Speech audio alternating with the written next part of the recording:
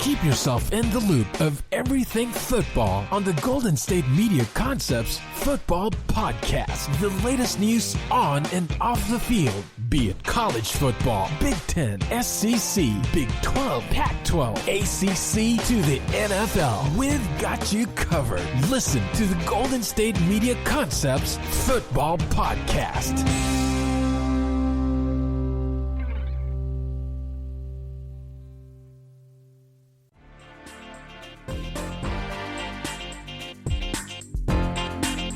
Welcome in to the GSMC Football Podcast, right here in the GSMC Podcast Network. It is your host, Brice, who is back again to discuss everything happening in the football world, college and professional, with you today, doing what we do here in the podcast. Listen, NFL Wildcard Weekend is coming up. Super Wildcard Weekend. You gotta remember, it's Super Wildcard Weekend, because now we don't just have 2 playoff games each Saturday and Sunday. We have 3 as a result of the NFL adding a seed, and then also now the second seed not getting a bye week. So you get basically football games from one to night, every day.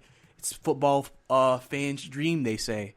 So we're going to have a jam-packed show today. Going to give my predictions on all of the games, break down all of the games, why I think who's going to advance to the divisional round and why.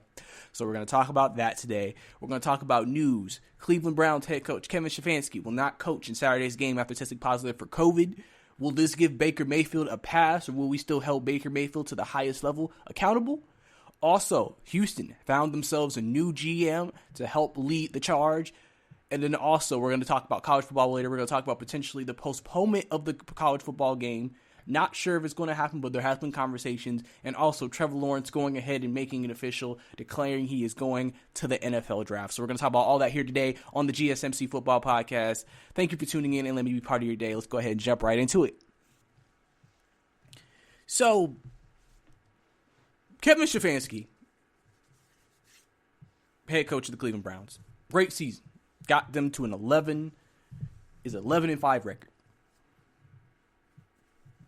Going against the Pittsburgh Steelers this weekend. He is definitely in Coach of the Year candidacy. He is definitely a person that a lot of people say the fact that he was able to get the Browns in his first year as head coach to the playoffs. He was able to raise the level and the play of Baker Mayfield. A lot of credit goes to him. But as we know during this season, you never know when chaos or something bad could happen. And it may have happened at the worst time for Cleveland. As Kevin Stefanski has tested positive for COVID-19, plus a couple of players. And he won't coach in Saturday's game. It will be special teams. Their special teams coach will be the new head coach, or the head coach, acting head coach for that game.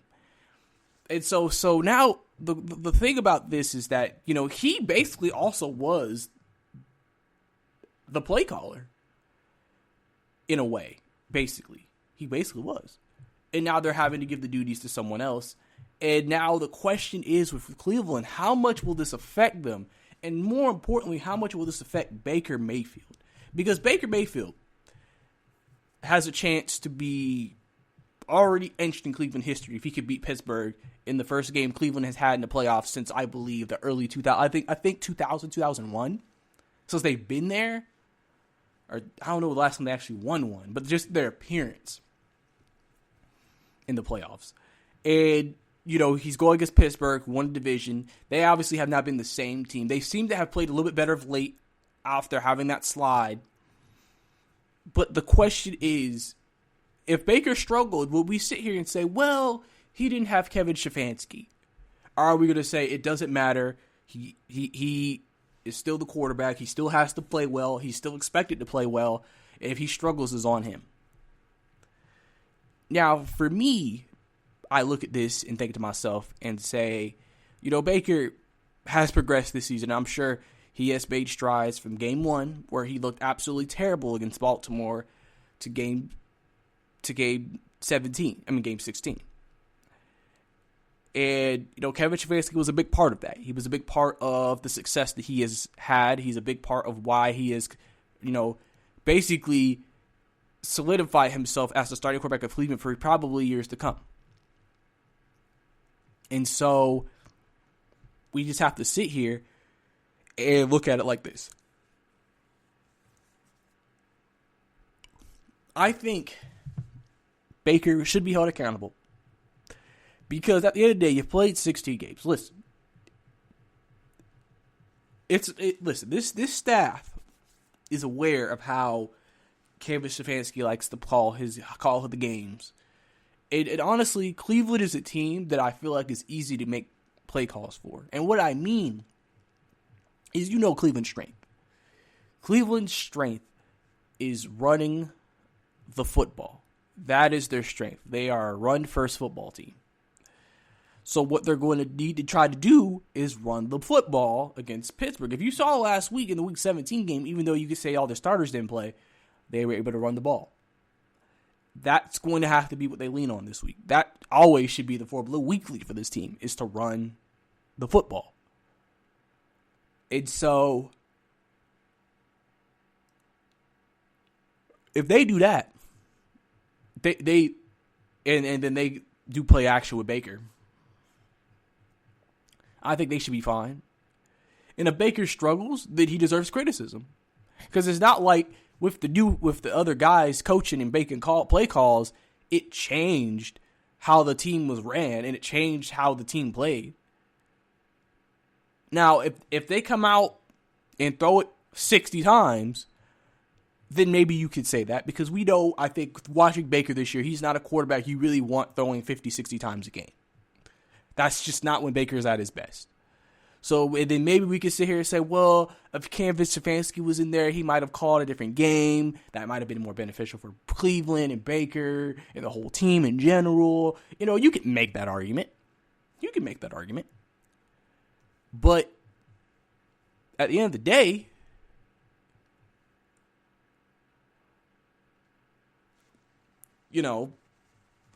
we'll have to see how the game is called. But I don't see that being the case. Now, if Pittsburgh comes out the gate, scoring, then obviously, the game sometimes dictates play calling. We know watching a game, how play calling can be dictated by that. So that obviously could change it. But overall, I think Baker should not get any breaks this week. I honestly think that Cleveland still is going to play the type of game that we expect them to play this week. Now, I'll tell you when we get into the predictions if I think they're going to win or not. But I think Cleveland overall will be fine. Regardless if they win or lose, I think they'll be fine. I don't think Kevin Stefanski, the loss, obviously him being there creates a different presence. He is the leader of the team from a head coaching, obviously as the head coach. But I don't think it's something that's going to dramatically change or affect necessarily the outcome that much. Because remember, it's not like this is week 2. It's week 17. You know the tendencies. You know what your team does best. It's not like you're going out there trying to coach a completely different game because you're in there. They made plans. They made contingency plans. You put trust in your contingency plans. You put trust in this coaching staff that he has collected. And we'll see what happens when Cleveland goes out there and plays Pittsburgh. But then in other news, Houston, obviously starting a new regime, has gone ahead and found themselves a new GM. Nick Casario is the new GM of the Houston Texans. If you remember, they actually wanted him before, but I believe the Patriots kept them from doing it, or they stopped it. And so he actually got a big deal, six-year deal at a base value of $30 million and can max up at $36 million. So one of the 3 highest paid GMs in all of the league. They clearly have a lot of confidence in him. He has been the Patriots' director of player personnel since 2008, and he's been with the Patriots since 2001 in total. So he's been a big part of why, the Patriots have been able to bring in the talent that they've been able to find over the years.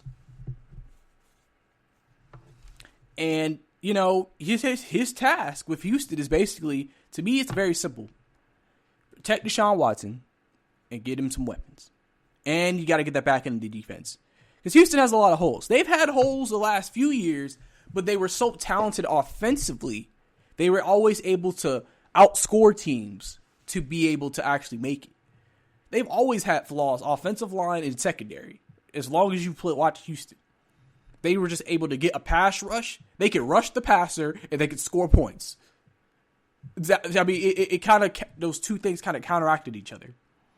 And so now with his job is to now fortify the offensive line. Are they going to re-sign Laramie Tunsil? That's going to be a big question. What are you going to do with the rest of the offensive line? Clearly, you need to upgrade running back. You need to upgrade receiver.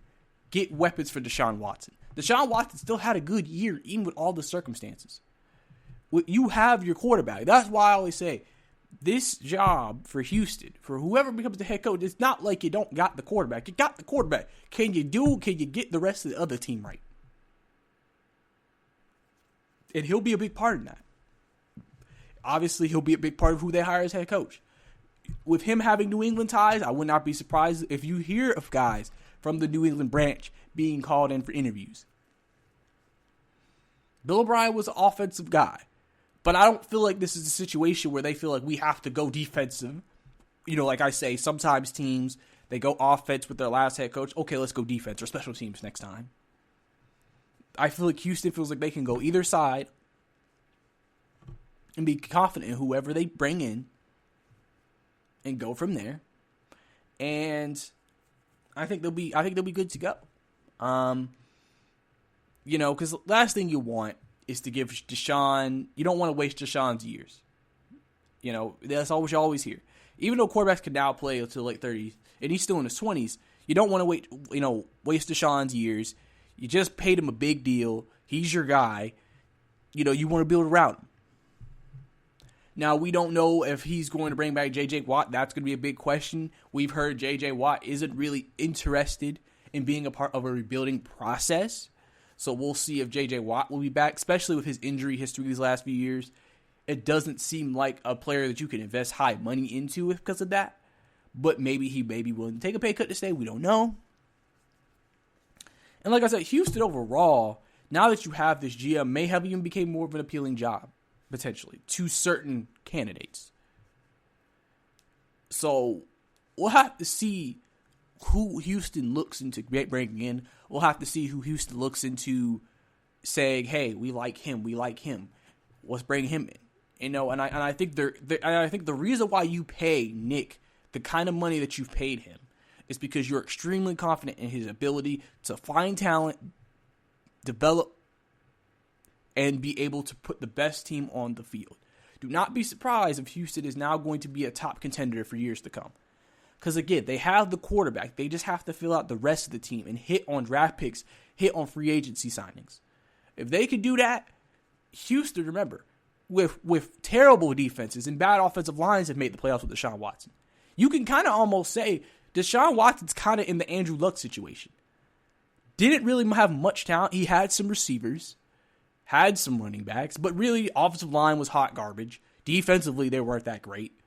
You could basically say Deshaun Watson was an Andrew Luck situation in Indianapolis.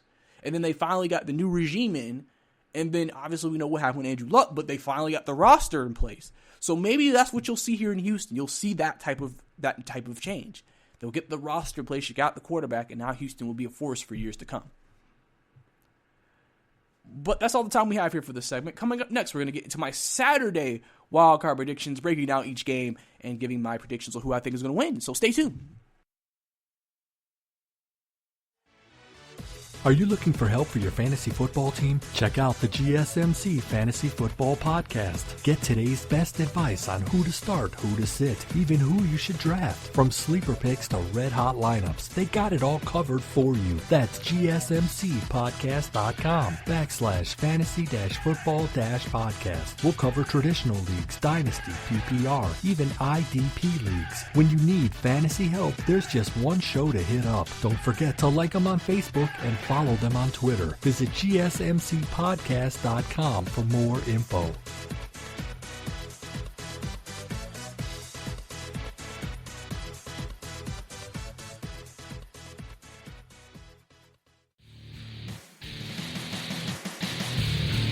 Welcome back to the GSMC Football Podcast. Last segment, we discussed Nick Casario, former Director of Players and Personnel for New England Patriots, now the GM of the Houston Texans, signing a 6-year deal with a base salary of $30 million, can max out at $36 million. One of the top 3 highest paid GMs in all of the NFL. Clearly shows the confidence they have in this hiring and what the direction they think he can bring to this franchise, as I'm sure they are thinking he will get them to the promised land and put what they need to put around Deshaun Watson, improve this offensive line, improve the weapons, and improve the defense, and Houston could be a team to be reckoned with next year. Then we also discussed Baker Mayfield with Kevin Stefanski being out. Does this mean that the blame can shift off of Baker Mayfield if he struggles? I said no. I said that at this point in the season, you know what you are. You are a run-first football team with play action. As long as you do what you do well, with this coaching staff that has been assembled by Kevin Stefanski, why would we sit here and think any different of Baker Mayfield if he struggles in this game? If he struggles, he would have struggled with Kevin Stefanski.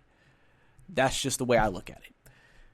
But now we're going to get into the playoff games. And we're going to start with the Saturday games. We're going to break down all 3 and give you my prediction on all 3. So let's go ahead and jump right into it. First game on the slate Saturday. Early game. Bills and Colts. Bills are coming into this game on fire, destroying the Miami Dolphins in Week 17. Josh Allen has been on fire this year. Stephon Diggs has been one of the best receivers in the NFL all year long. The addition of Stephon Diggs has helped improve Josh Allen so much from his second to third year. His first year to second year, we saw improvement. Now his second and third year, we're seeing major improvement. And now they're going into a game against the Colts who, listen, they're a really good roster. They have talent at every level. And Phillip Rivers, this could be his last game. He has hinted that he might not play again after this game. He said after Week 17, if they didn't make the playoffs, he might retire. Now, with the wildcard game, he's probably in the same exact position. Would he retire for this game? So, if you look at the game, I think right now you have a Bills team who's playing at an extremely high level. They're playing probably some of their best football, even better than they played when they started out with such a great record at the beginning of the year. And the Colts, they have a roster, but the question with the Colts is going to be Phillip Rivers. Can you win with Phillip Rivers as your quarterback? That's the question here. Because he has had some games where he looked like the Phillip Rivers that has costed the Chargers. He's not a very mobile quarterback, so they have to be able to hold up front, even though the Colts' offensive line is one of their strengths. And so, really, right now, where we're at is, on paper, the Bills should be able to handle this game. But, remember, the Colts do still have a good roster. They were a top 5 defense this year. So they're not a team that usually you could just have your way with. Now, the Colts have had some up and down games. Every team does, though. But I just feel like if you're talking about the Bills defense hasn't been as good as last year's. But they've still been very good this year. They're getting turnovers like they didn't get at the beginning of the year. And so Phillip Rivers is definitely a turnover-prone quarterback. I believe the Bills could get a couple of interceptions this game and take advantage. I also think, like I said, if they're able to get to Phillip Rivers is not mobile. That's going to limit their offense. Now, the biggest thing for the Bills to stop in this game right now is Jonathan Taylor. He has played hot to end the season. He's had 3-4 big games in a row, and so he's the guy. If you're the Colts, you want to get going. You want to establish him early. If the Bills let him get established early, then play action opens up, and now the Bills' defense can be susceptible over the top. So the Colts know their formula. They got to run the football and establish it against this Bills defense. Don't make this a game where Phillip Rivers has to outthrow Josh Allen, because they will not win that way. They have to run the football. The Bills, even though they can run the football, that's not really what their strength is. Remember, a few years ago, That was basically their offense. They run it, and then they hope to get enough from the quarterback position. Now this offense has made that complete 360 change, where now, I don't want to say they're a pass-first team, but clearly their strength is passing the ball. Devin Singletary hasn't had the year he had last year. Moss also, he's played well as a rookie this year for them. They have 2 running backs they can go to, though. And if the Colts did allow a running game, that's just going to make it much more difficult. Bills are hoping to get Cole Beasley back this week, who wasn't active in the Miami finale. But then if he's able to come back, they'll have their full group of receivers, Stephon Diggs, Cole Beasley, and John Brown. And then you have the Bills healthy and ready to go. And if that happens, I just don't see the Colts being able to score with them. And I think that the Bills' offense is going to listen, they have been churning up defenses, some of the best defenses. New England's defense isn't bad. They churned them up. Miami's was a top 5 defense. They churned them up. The Bills have showed that their offense has reached that level where they're just one of the best. And this is going to be a game where they're going to have to score some points. Now, maybe it could be low scoring, but I think this is a game where Josh Allen's going to get a couple of early touchdowns. They're going to get a lead, and the Colts are going to have to pass to get back into the game, and that's just not the type of game I think the Colts want to play, especially with Phillip Rivers. If they were more dynamic at quarterback, then I maybe could say Colts would have a chance. Maybe that's why they'll look into maybe getting Carson Wentz this offseason. But if I had to make a prediction in this game, I'm going with the Bills to win this game, as they're just one of the best teams in football, and they're the most on fire right now. And so I'm going to make the wise choice and go with Buffalo here. Then we have our second game, the third matchup between the LA Rams and the Seattle Seahawks. It's 1-1. Both teams have beaten each other this year. Seattle offensively started the year as a juggernaut. Now they've been very inconsistent. They've been up and down. Russell Wilson's made some turnovers. The Rams have one of the best defenses in all of the NFL. Top 5 in every statistical category. You have Aaron Donald, one of the some people consider the best football player in the league in general. You got Jalen Ramsey on the back end, going against DJ Metcalf for the third time. These games have been competitive. The key to this game is Jared Goff. Will Jared Goff play? We don't know yet if he's going to play. I want to say that they're leaning, hopefully he'll be good to go. And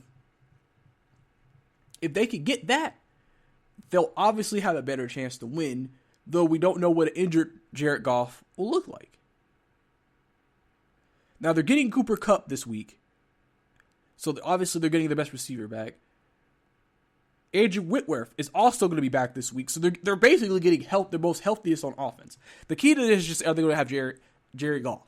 If they have Jared Goff, now you have a complete offensive set. You still got your 3 running backs, you got your receivers, and you have a top 5 defense. But the thing about Seattle, ever since getting Carlos Dunlap and Jamal Adams getting healthy, their defense has also played much better than they played. Remember when Seattle's defense was the worst defense in the league at the beginning of the year, and anybody could score on them? Even the worst offenses could get 25 points on them? Now that's not Seattle now. They're much better on defense. You still got Bobby Wagner, one of the best linebackers in the league.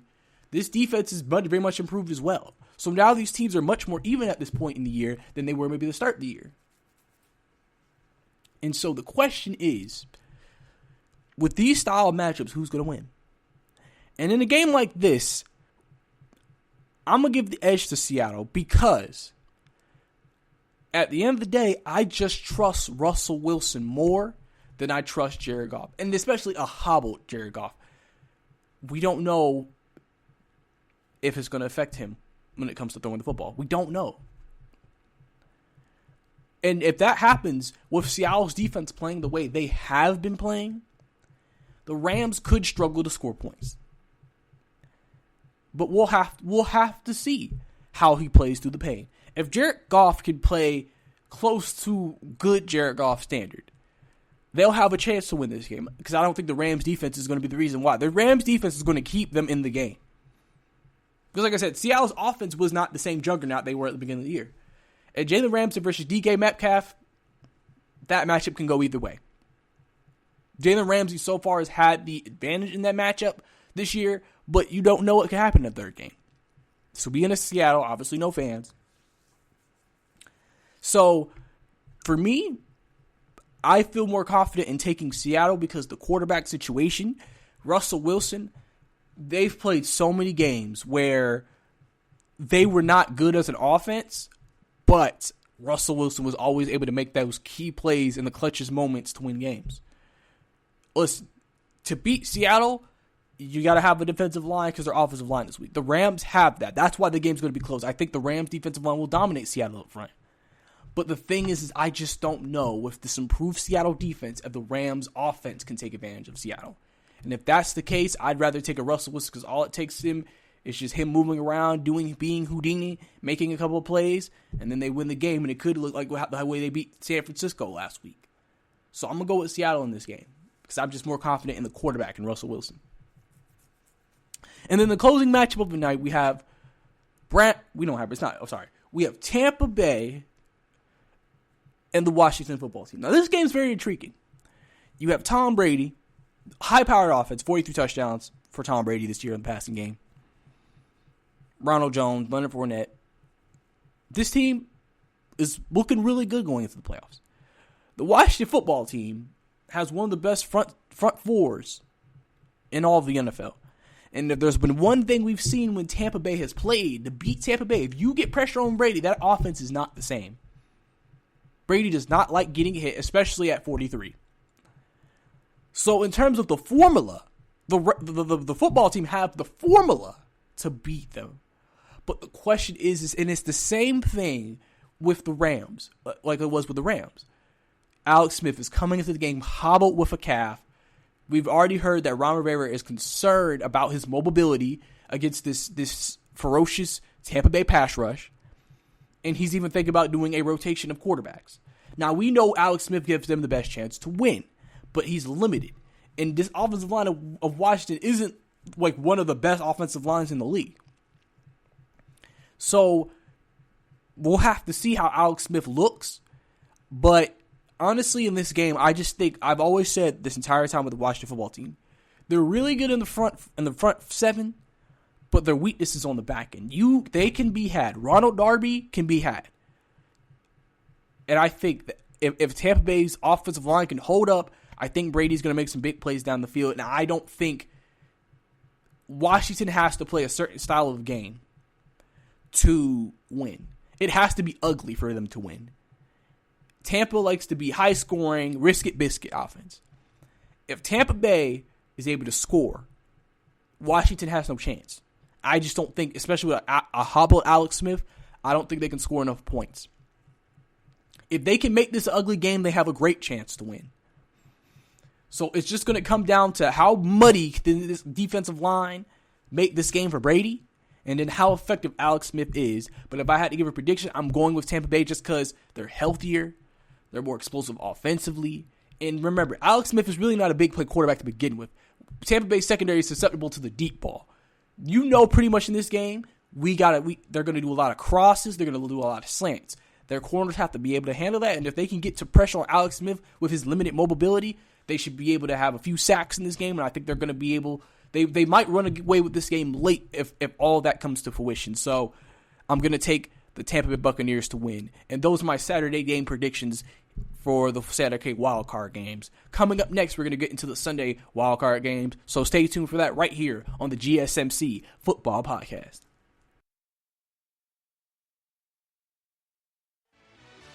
Check out the show that's built on the MMA, from the UFC to extreme cage fighting. They got the fights covered. Check out the GSMC MMA podcast. Get the latest news on past or upcoming fights. Join us as we talk to and about some of the biggest names in the MMA, past, present, and future. When it's the fight game, there's just one show to check out. GSMCpodcast.com/MMA-podcast. Don't forget to like them on Facebook and follow them on Twitter. Visit GSMCpodcast.com for more info.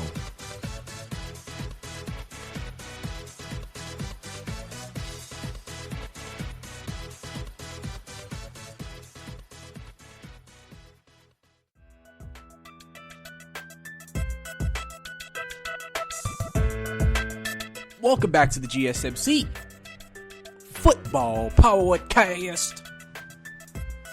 Right here. Last segment, we discussed the Saturday wildcard games. I gave my predictions for all 3 games and my breakdowns of why I made those predictions for all 3 games. But before we get to the Sunday games, I just want to remind all of you, please follow us on Twitter at GSMC _football to keep up with all of your football updates with GSMC. We're going to keep you updated on highlights, games, big moments, news, all season, all off season, all playoffs long. So please don't forget to follow us there on Twitter at GSMC _football. So now we're going to move forward into the Sunday wildcard games. 3 games on Sunday. Really good slate. You may even say it's a better slate than the Saturday games. Just depends on the person who you're asking. So, let's go ahead and jump right into it. So, to kick off our Sunday games, a rematch of last year's divisional round, we have the Tennessee Titans versus the Baltimore Ravens. If we remember what happened last year, Derrick Henry ran wild on the Ravens. This year, the Ravens have not had the same season that they had last year. They didn't have an MVP. Lamar Jackson was the single top of the world, and this team was predicted to be the best. But a lot of people feel very confident this could be a good spot for them to win their first game. Tennessee is a team that Derrick Henry hit 2,000 yards, so Derrick Henry's still Derrick Henry. Ryan Tannehill still basically proved himself to be a franchise quarterback this year. But the one thing that could hurt them in this game, that they were kind of able to do last year, is the pass rush. Tennessee has one of the most poor pass rushes in all of the NFL. And so we look at the breakdown of this game. Lamar Jackson wants to erase his playoff struggles. He said he wants to win to erase the struggles. You're going against a team who can't really get after you. So that means he's going to have time to sit back there in the pocket, but also could potentially open up lanes for him to run through. That is when Lamar is at his best, when he can run. They're still the number 1 rushing attack in the NFL with the three-headed monster that they have in that backfield. So I think Baltimore is in a good position. Now, Tennessee, they may not be able to get a pass rush, but offensively they're very explosive. Like I said, Derrick Henry could have a big game. We forget A.J. Brown could still have a big play. Corey Davis has silently had a very good year for Tennessee. A lot of people don't realize Corey Davis is going to be a hot commodity on the free agent market. He has had a very solid year for Tennessee this year.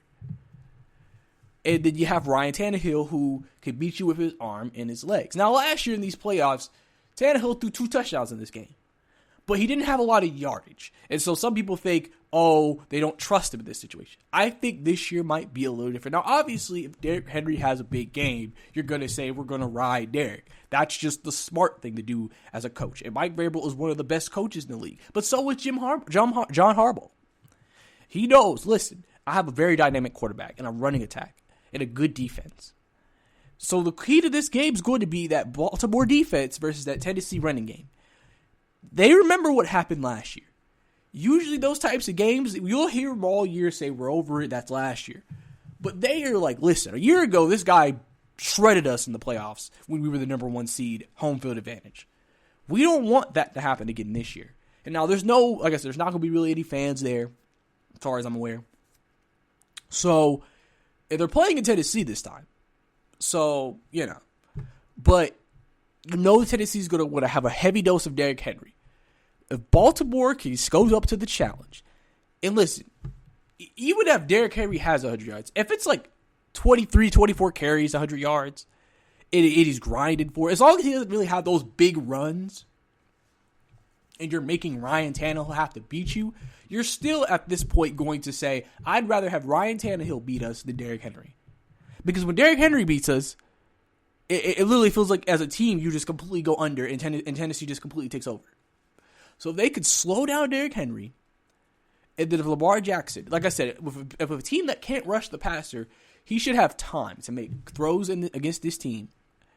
And I expect him to play better. I truly expect Lamar Jackson to probably play his best playoff game of his career.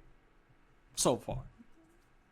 And so, if you're looking for a prediction in this game, I'm looking at this game, and I'm actually going to take Baltimore. I think Lamar Jackson's going to make enough plays late to beat Tennessee.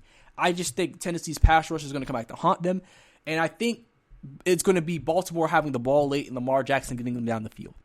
Because when you need your pass rush the most is when it's in the clutchest situations. If you're going to give Lamar Jackson all day to stand back there, he'll either beat you with his arm or he'll beat you with his legs. And I think Baltimore also wants to erase that memory of last year out of their head of what happened last year against Tennessee. And so I expect them to come out and be very motivated for the challenge against Derrick Henry. So I'm going to take Baltimore to win this game and advance to the next round. And then in the next game, we have the New Orleans Saints going against the Chicago Bears. A lot of people are actually looking at this game as they think this is going to be a blowout because people don't think Chicago's offense is going to score enough points to really be a challenge to the Saints. Now, we know Chicago has a good defense, but we also, the Saints have a really good defense as well. But we have more confidence in the Saints offense than we do in the Bears offense. And so this is what the game's going to come down to. Michael Thomas should be back this week. You got Alvin Kamara. Drew Brees. Now, the Saints have had the last few years of playoff success where it always seems like when the Saints go down in the playoffs, they go down in a blaze. It's not just they got beat or, last minute field goal. It's like something happens that's just like, wow, they lost like that. And so this game to me makes me feel like that could happen again. But it might not. They may be able to come in here and completely handle Chicago. But I think Chicago's defense is going to make this close. Listen, if you remember how Minnesota beat the Saints last year, they were able to get after Drew Brees, and that limited their offense. And Kirk Cousins and the offense was able to do just enough to win. And the Bears can do that. They have the pass rush to get after Drew Brees again. Remember, if there's one thing about the Saints that you could actually say, and a lot of Saints fans have talked about, if there's one part of that team that hasn't played that well to end the year, it's been the offensive line. And so you have the Bears coming to town with that defensive line. That might cause some issues for Drew. And if they can get some pressure created on Drew Brees, that's going to keep them in the game. And then the question of the Chicago Bears offense. Can Mitchell Trubisky throw it down the field, and can they get big chunks? The Saints are not a team with the defense they have that you could just dink and dunk it against and win. You have to be able to stretch them out a little bit. And so, can Mitchell Trubisky make those kind of throws? That's going to be the key to this game. Because listen, Mitchell Trubisky has a good game. This could really do a lot for his career and potentially make him the starting quarterback next year in Chicago. But he has a bad game that can make the Bears say, you know what, we might need to go ahead and move off this guy. So when I look at this game, the Saints on paper are the better team. And so for me, I'm going to go with the Saints here.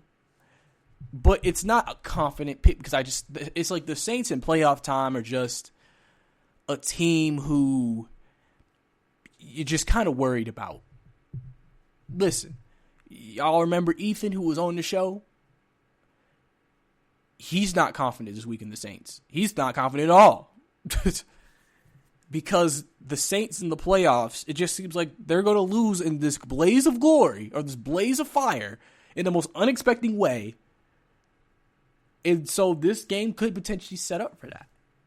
But on paper, the Saints are the better team. And I think they're going to be able to keep Chicago's offense very much grounded. And then offensively, the Saints are going to be able to make enough plays with Sean Payton calling plays to get touchdowns, some points on the board. And they'll be able to win this game late, pull away late, and it should be able to pick up the win and go to the next round. So that's the way I'm looking at this game going. But I think Chicago is definitely going to put up a good fight in this game. So it's not like I'm expecting a blowout or anything of the sort. And then in the last game of the Sunday night games, we have the Cleveland Browns versus Pittsburgh Steelers. Round 3. Our second round 3 of the wild card weekend. And so this is a game where you have Big Ben coming back after resting last week. Cleveland almost lost to Mason Rudolph in Pittsburgh. So a lot of people are seeing that and thinking to themselves, Pittsburgh should be able to win this game. Pittsburgh is the heavy favorite in this game. From a lot of people talking about it. Big issue for Cleveland is their secondary. They struggle to stop people. Remember, Mason Rudolph was able to make some plays over the top on this defense. Now, we forget Mason Rudolph's best throw is a deep ball. Not really good at everything else. But yeah. You got Big Ben coming back. Like I said, Browns won last week, but I think they if you are the new play caller this week for Cleveland, you have to think about this. We need to run the ball. It's going to be cold. We need to run the ball. Nick Chubb, Kareem Hunt. Don't make this playoff game about Baker. Do not say, Baker, we need you to win this game. Throw it 50 times. You need to make sure if Baker has 25 to 30 throws, that's fine. But you need to run the football. If Pittsburgh shuts it down, listen, you call the game like the game goes. If Pittsburgh shut down your run game, and so that makes Baker have to throw the ball more, okay. But don't just do it when you don't have to do it. Don't just start getting pass happy and just throwing. You don't want to do that with Baker. So this game's going to come down basically to the quarterback matchup to me. Pittsburgh still has the better defense between the two to me, even though Cleveland has a very good front seven just like Pittsburgh. But Pittsburgh has a better secondary than Cleveland. So when Baker is asked to throw, can he make the throws? That's going to be the question for Baker. And then can Cleveland get enough stops? That also is going to be the question. So, for me, I'm going with Pittsburgh as well in this game. Because we don't know how big of the loss of Chevy Cranston could be to this team until we see it. And listen, you got Mike Tomlin, you got Ben Roethlisberger, playoff experience, veteran team, veteran coach, It feels like Cleveland's first time in this situation. They could be a team that's just happy to be there. We haven't made it here in 2 decades. They could just be happy to be there. And so I'm going to go with the team who's been in this situation in Pittsburgh, and I think they're going to win the game. And so those are my Sunday predictions for who I think is going to win their wild card games. But coming up next, we're going to get into some college football talk as we talk about the college football playoff potentially being postponed. Plus, Trevor Lawrence finally making the decision to go pro, and other news. Stay tuned. Check out the show built around the women of MMA. From the UFC to the extreme cage fighting, we got the fights covered. Listen. It's the Golden State Media Concepts Women's MMA Podcast. The latest news of upcoming fights, discussions of previous matches. Join us as we talk to and about the biggest names in women's mixed martial arts. Past, present, and future. When it's the women's fight game, you know where to listen to. The Golden State Media Concepts Women's MMA Podcast.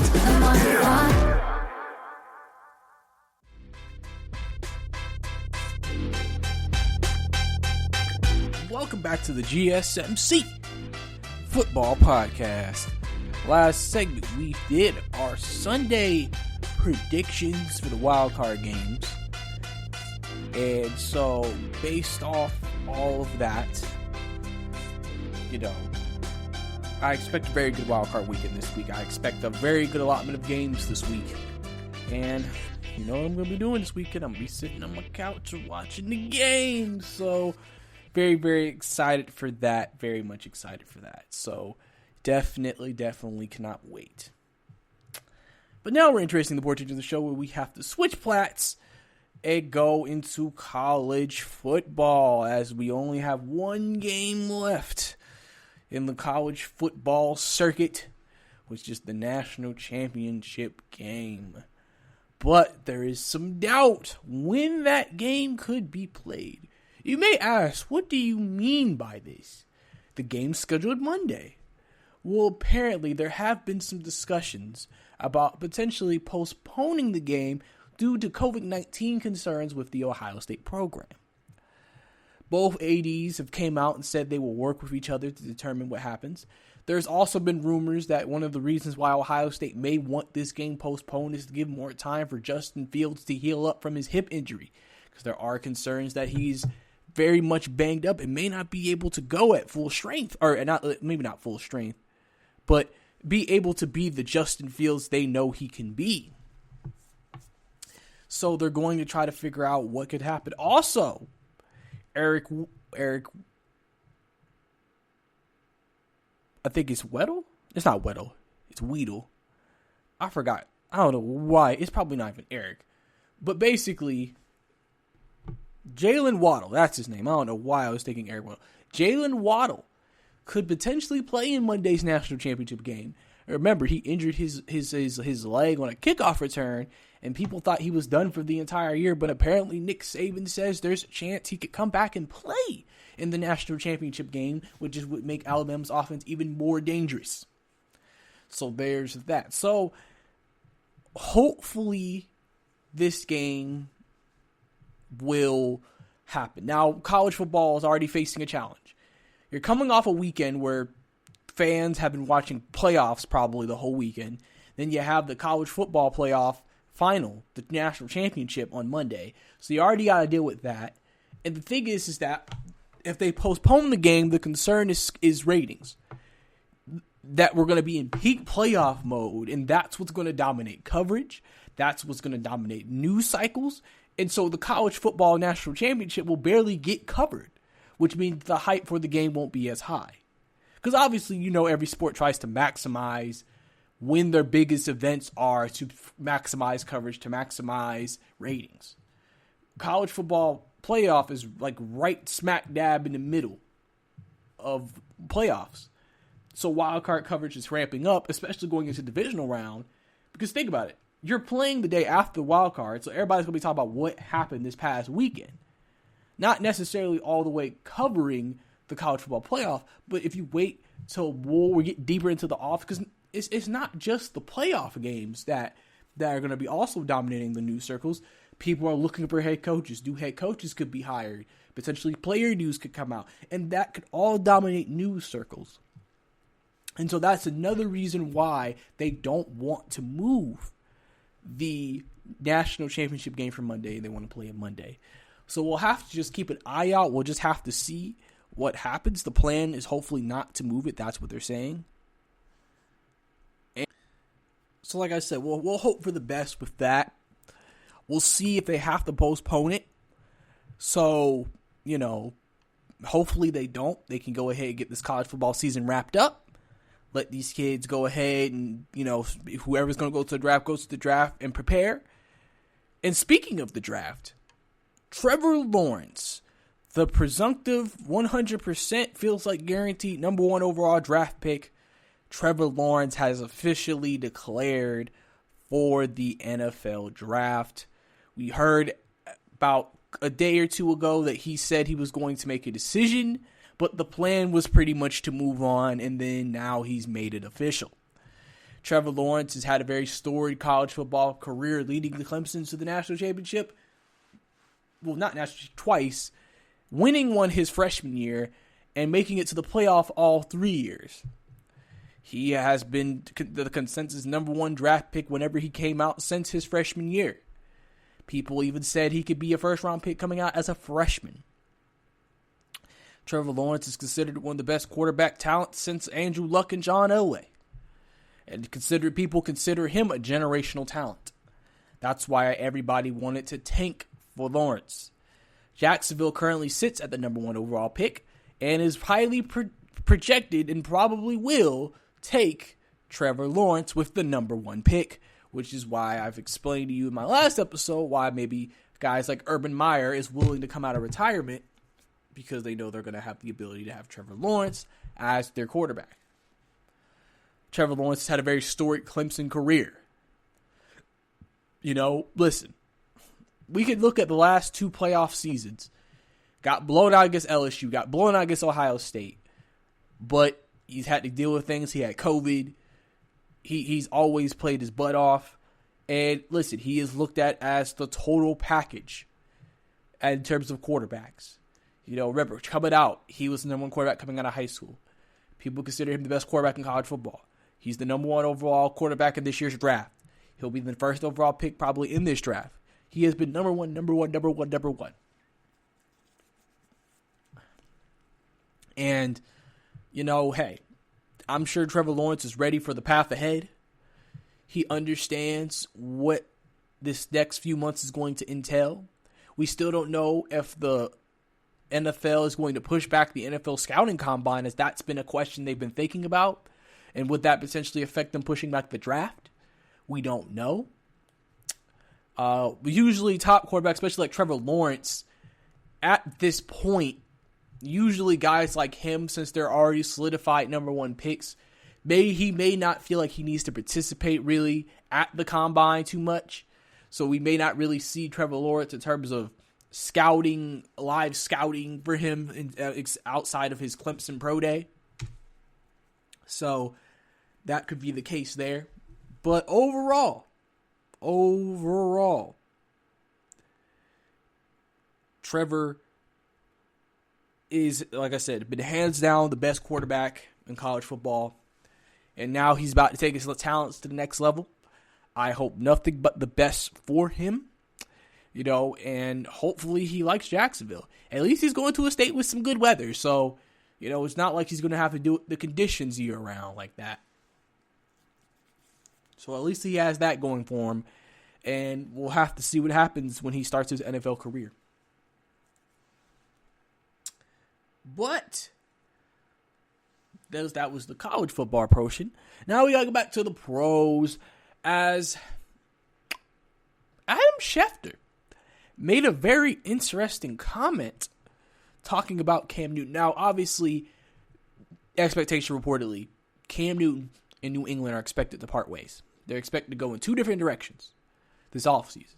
So the question is, where will Cam end up? Cam has already made a statement saying that he still wants to be a starter. He understands after this year why people are going to be hesitant to make him a starter, but he still feels like he can be a starter. He said there's quarterbacks worse than him that have played mediocre and has been starters. So why can't he have a chance to be a starter? So Adam Schefter made a comment when talking about where could he end up. And he said that Cam Newton has one natural landing place, and that's with the Washington football team. We see, because of the connections that he has to Ron Rivera, and that relationship that they had in Carolina where he was drafted by them and he was basically had his best years with Ron Rivera. The Washington football team currently, since they are a playoff team, I mean, they could draft the quarterback late, so that probably reduces, I mean, you never know how the league could go, but it will reduce the chances that they'll probably start a rookie next year. You have Alex Smith, an older guy who could play, but we don't know, you know how long he's going to play. You know, injuries could be still have. They don't have Dwayne Haskins, so they got to figure out who their backup's going to be. Is it going to be Kyle Allen or something?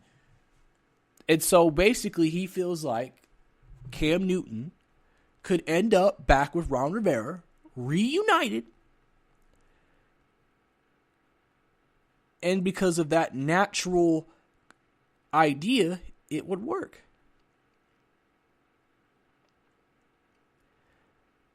And so the question with Cam was, would he go there to be the starter? Or would he go there to be the backup? We don't know. Now, Adam Schefter said, in terms of contracts, he could get a 2-year, $40, $50 million deal with incentives. And you think after the year Cam Newton have, that's kind of crazy. He getting paid that much?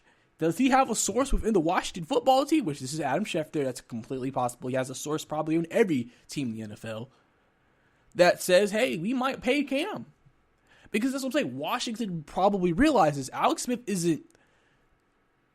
might not be the guy next year for us. You know? And so we may have to look into another quarterback. And like I said, he's familiar. Ron Rivera is familiar with him. And he knows him. And so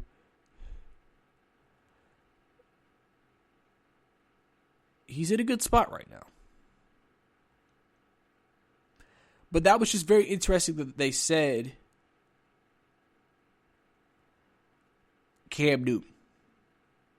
So if Cam Newton does go to the Washington football team, I don't think he'll be handed the job.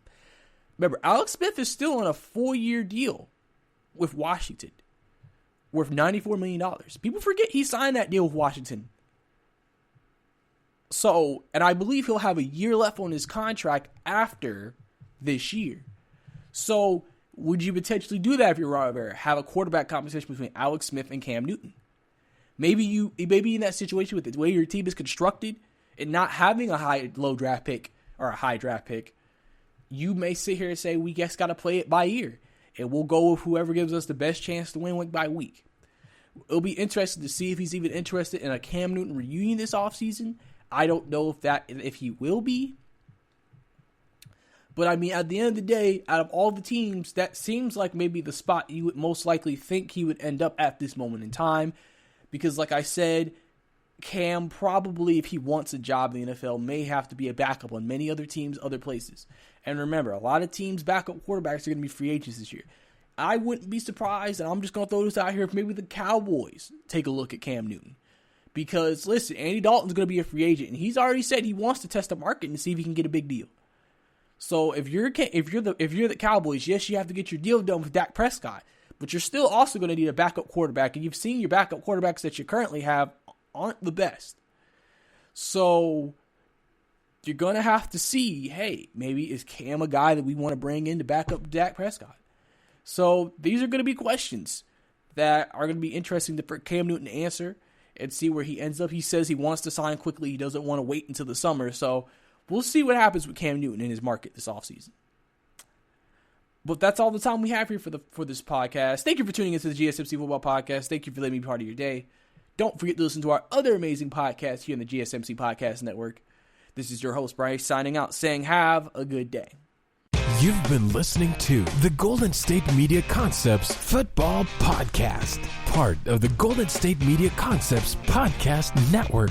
You can find this show and others like it at www.gsmcpodcast.com. Download our podcast on iTunes, Stitcher, SoundCloud, and Google Play. Just type in GSMC to find all the shows from the Golden State Media Concepts Podcast Network, from movies to music, from sports to entertainment, and even weird news. You can also follow us on Twitter and on Facebook. Thank you, and we hope you have enjoyed today's program.